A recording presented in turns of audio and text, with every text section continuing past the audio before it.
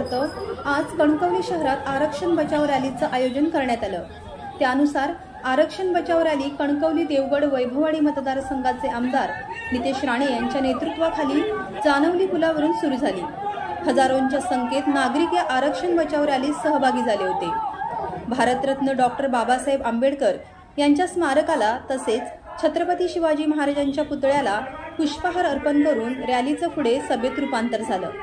यावेळी मोठ्या संख्येत नागरिक व आरक्षित समाज बांधव उपस्थित होते। भाजपा जिल्हाध्यक्ष प्रभाकर सावंत, जिल्हा उपाध्यक्ष संदेश सावंत, आरपीआय जिल्हाध्यक्ष रमाकांत जाधव, भाजपा एससी मोर्चा जिल्हाध्यक्ष नामदेव जाधव, भाजपा प्रवक्ते अंकुश जाधव, सदा ओगले, नवलराज काळे, अजित कांबळे, मनोज रावराणे, शारदा कांबळे, संतोष कानडे, बंड्या नारकर, दिलीप तळेकर, मिलिंद मेस्त्री, सुधीर नकाशे, राजेश चव्हाण, अजित तांबे, गौतम खुडकर, पंढरी चव्हाण आदी उपस्थित होते। तर बाबासाहेब आंबेडकरांना सर्वात मोठा विरोध कोणी केला असेल तर गांधी कुटुंबियांच्या नेतृत्वात असलेल्या काँग्रेस पक्षानेच केलेला आहे। डॉक्टर बाबासाहेब आंबेडकरांच्या विरोधात घाणेरडं राजकारण, खालच्या पातळीचं राजकारण कोणी केलं असेल तर ते गांधी कुटुंबियांच्या नेतृत्वात असलेल्या काँग्रेस पक्षानेच केलेलं आहे।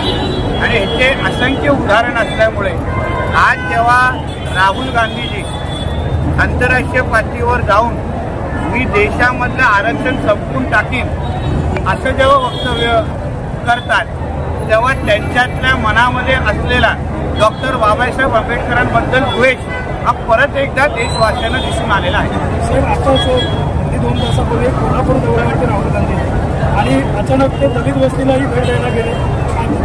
ही सगळा ढोंगीपणा आहे, नौटंकी आहे। एका बाजूला तुम्ही डॉक्टर बाबासाहेब आंबेडकरांच्या विचारांचा विरोध करायचा, त्यांच्या संविधान आणि त्यांच्या दिलेल्या आरक्षणाचा घालवण्याची भाषा करायची आणि दुसऱ्या बाजूला तुम्ही अशा पद्धतीची नौटंकी करत असाल तर महाराष्ट्राची जनता सुज्ञ आहे, महाराष्ट्रामध्ये असलेला मागासवर्गीय समाज हा सुज्ञ आहे आणि योग्य पद्धतीने राहुल गांधींना तो उत्तर दे।